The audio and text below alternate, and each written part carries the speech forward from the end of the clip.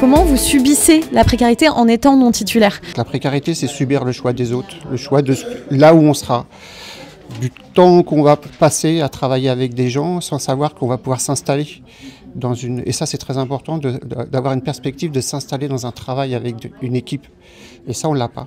Moi, je sais que je vis très très bien le temps que je travaille avec les personnes, mais dans un avenir qui est toujours remis en cause, quoi. Et donc, moi, je sais que j'ai pu sauver ma place, là, cette année. Je pense que l'année prochaine, j'aurais pu cette autre chance de revenir travailler là.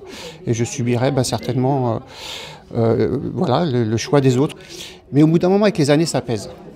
C'est ce qui fait que ça pèse de plus en plus. C'est-à-dire que se retrouver dans d'autres conditions, retravailler avec d'autres personnes, c'est quelque chose, recommencer à nouveau, c'est quelque chose qu'on vit de plus en plus mal à force avec cette incertitude-là. Ouais.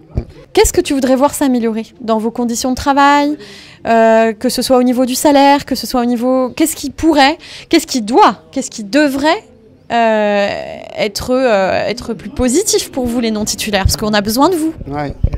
Je crois que c'est qu'à un moment donné, on puisse obtenir ce contrat de titulaire. C'est-à-dire qu'on ait cette perspective d'être reconnu. C'est-à-dire que nous, on fait un travail, et la reconnaissance, ça serait qu'on puisse accéder à la titularisation. Et moi, j'étais à un moment donné où la titularisation, elle était possible, mais avec de telles conditions que je ne rentrais pas dans les critères. Et ça, c'est ça qu'on attend. C'est-à-dire qu'un non... titulaire vient à un moment donné, voilà, il est certain qu'il a acquis les mêmes compétences, il est en poste comme les autres, et il attend maintenant qu'on le reconnaisse. Et la reconnaissance, c'est dans la titularisation.